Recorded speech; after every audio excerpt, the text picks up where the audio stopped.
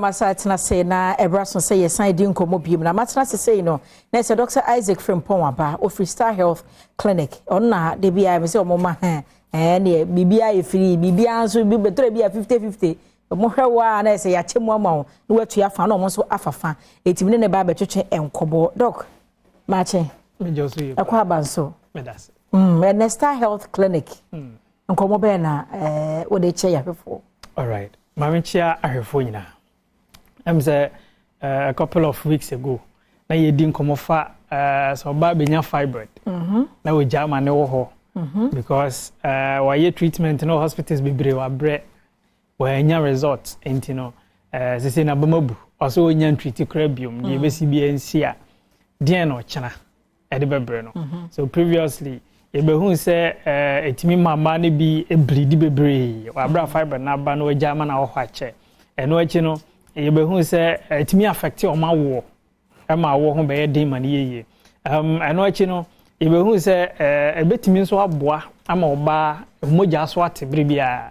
because we bleed bebre no na omoja dodo na e system no mu no so esote ebrebia ti be boa ma oba ni so bebre no bebre tipaya hodo bebre ti be boa ma ya oba na yase ene ni sisi ho no nyina and discomfort we no nyina betumi aba na so uja ma no ho acha ade se awode na eda ho no na e woni shape ede da ho na sa ko ba se fibroid bebam na obeja fibroid na ma na ho a etimi distort awode no ni shape na ede da ho no e ma shape no be basa akoba ne sa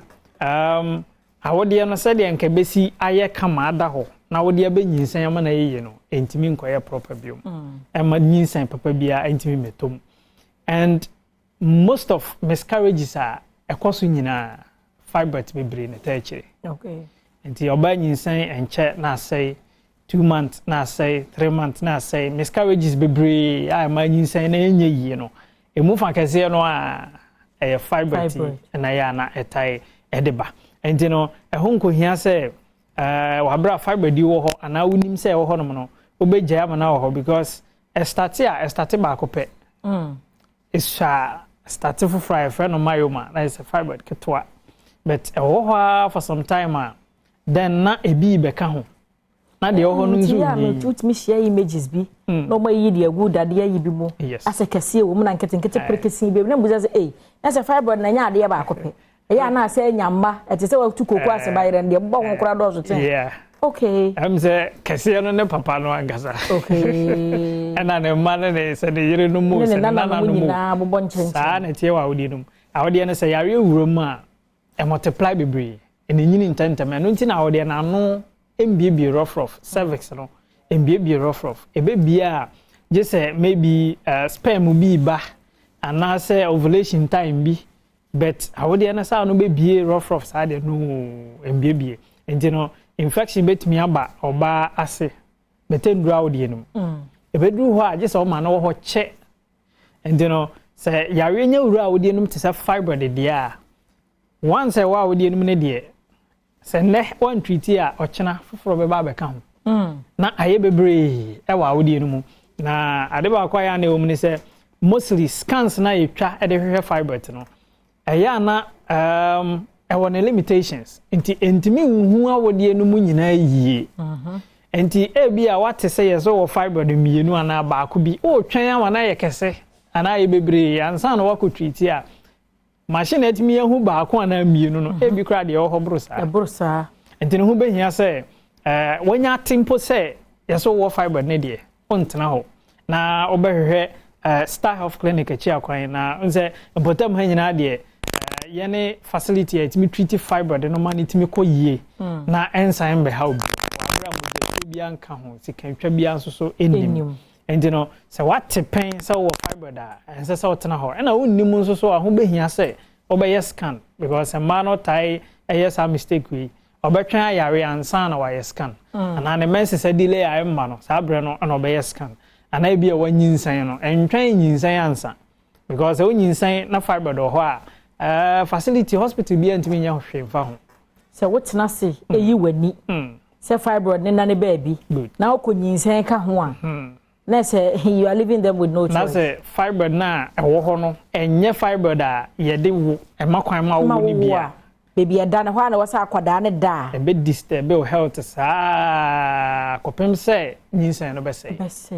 ko fiber no ho a yenye myomectomy ana surgery empo enyi fiber ni njafa wo de no ho nyinsen no ho enti gise nyinsen no mumadi nkan afri ho ansa so you end up terminating the pregnancy ana once no mpo a eno abese enti hu ko hia say obenyinsen wa bra fiber do ho enti we ebekwa ma ema nyina epese wo ansa na obehwehwe a wo aduro no ana ansa na obe try so nyinsen no twaska na hwa wo de no ansa say bibi de mu ansa bibi ni mu ansa na wanyinsen because nyinsen ene fiber de no enye ema nyina netumi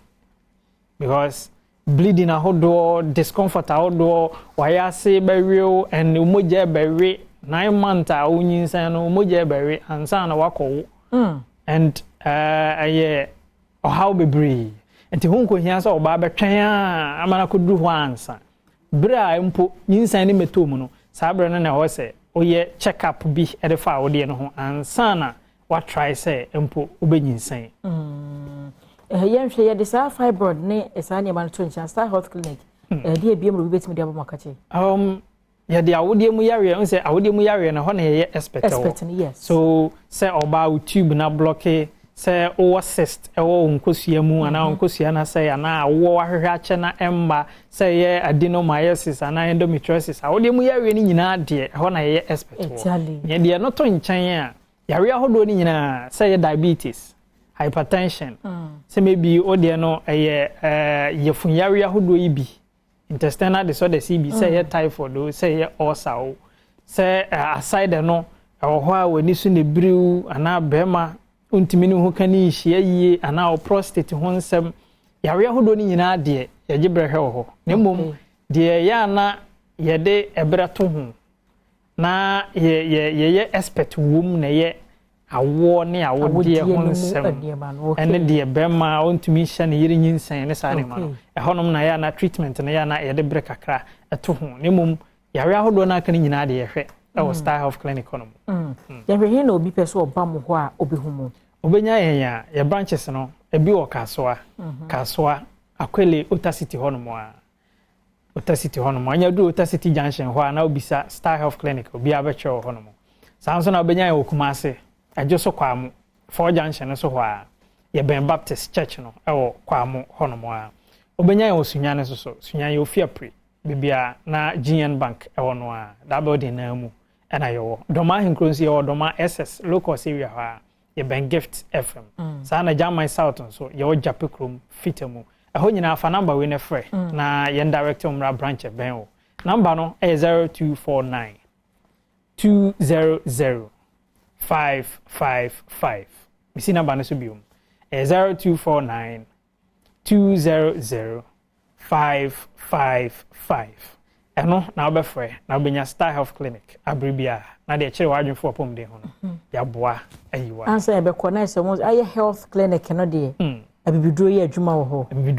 ho pa abibiduro na mo de ye mo ne ma because said ye si hwe fiber the area no manitimi free ho obriti e wa mu asekan ka ho no alternative medicine and the nti abrofodro bi ani ho and surgery bi anso so ani ho no okay yeah that's pa abusia eno no Dr. Isaac Frimpong Star Health Clinic number no say e ba ko paint wo fra de ben wo no na ma direct wo na wako na wakoje wa yarehwe me so na me ko na me kai wo se de di kan kan yakopon ya domo ochina ye de bedwam ebe free eye tema port and abrewo na we any freight forwarders Ministry of Trade and Industry omo rep good ampanimfo ene wo mu a ehyepe niema kra niema ba mamu ni wo mu adi konyina no ebe hia mo amoye adwuma ni bia mo pese ye temo ne nso no ye amonhia ye na ye ni enkomo anopa no nso no wa hia ye ho na nkomo twetwen no atwaso wo hia me aya frem anoche wa pa ajwa se wa the People's Forum etwaso